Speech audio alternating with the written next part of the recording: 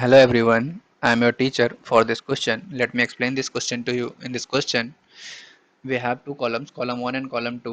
तो ये एक maths the column type question है और इस क्वेश्चन के लिए हमें क्या करना है कि एक एक ऑप्शन को हमें एक्सप्लेन करना पड़ेगा। कॉलम 1 की एक एक ऑप्शन, कॉलम 2 के एक एक ऑप्शन। लेकिन कॉलम 2 में हमारे पास क्या है कि वर्क डन और इंटरनल एनर्जी के बारे में गिवन है और कॉलम 1 में हमारे पास अलग अलग प्रोसेस है। तो हम एक एक करके जाएंगे।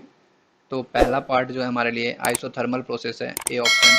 अगर हम आइसोथर्मल की बात करें तो आइसोथर्मल प्रोसेस में टेम्परेचर क्या होता है, कांस्टेंट होता है। तो अगर टेम्परेचर कांस्टेंट है तो इंटरनल एनर्जी चेंज नहीं होगी। तो इंटरनल एनर्जी चेंज नहीं होगी क्योंकि इंटरनल एनर्जी जो फंक्शन होती है वो होता है N F R T by two. तो क्योंकि टी चेंज नहीं हो रहा इसलिए यू चेंज नहीं होगा। तो इंटरनल एनर्जी जो होगी वो कांस्टेंट रहेगी। इंटरनल एनर्जी क्या होगी, कांस्टेंट। तो इसका ऑप्शन कौन सा हो गया ए वाले का हमारे लिए, एस।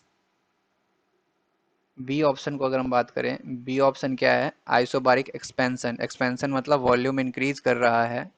अगर वॉल्यूम इंक्रीज करेगा तो कांस्टेंट प्रेस, आइसोबारिक मतलब प्रेशर कांस्टेंट है। प्रेशर कांस्टेंट पे अगर हमने वॉल्यूम इंक्रीज किया है तो वर्क डन कुछ ना कुछ पॉजिटिव होगा। तो वर्क डन जीरो नहीं हो सकता, पहला पॉइंट गलत हो गया। और इंटरनल एनर्जी सिस्टम की इंक्रीज करेगी, इंटरनल एनर्जी सिस्टम की इंक्रीज करेगी क्योंकि हमने जो वर्क डन किया है वो दो पार्ट में कन्वर्ट होगा। जो हमारा वर्क डन होगा वो दो पार्ट में कन्वर्ट होगा, एक इंटरनल एनर्जी इंक्रीज करने में, दूसरा हीट रिजेक्ट करने में। तो यहाँ पे इंटरनल एनर्जी जो होगी सिस्टम की इंक्रीज करेगी। तो इसका जो ऑप्शन होगा वो आर होगा। आर वाला ऑप्शन करेक्ट होगा। अब अगले ऑप्शन की तरफ बढ़ते हैं, ऑप्शन सी। जो सी कैटेगरी है उस सी में क्या है हमारे लिए कि एडियाबैटिक एक्सपेंशन है। एडियाबैटिक एक्सपेंशन में हीट चेंज होता नहीं है। तो एडियाबैटिक इक्वेशन क्या होती है, जीरो, हीट चेंज जीरो होगा। वो किसके इक्वल होगा, delta U plus delta W.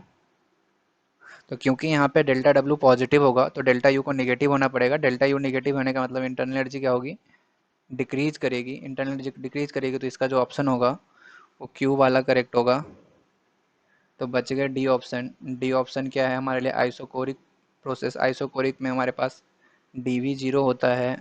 D V zero मतलब वर्क डन जो होगा हमारे लिए P D V, P D V ये टर्म ही जीरो हो जाएगी।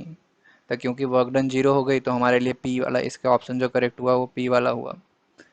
तो अगर हम ऑर्डर वाइज लिखें कि करेक्ट ऑप्शन कौन कौन से हैं हमारे लिए, तो ए के लिए हमारे लिए एस आ गए, ए का एस है।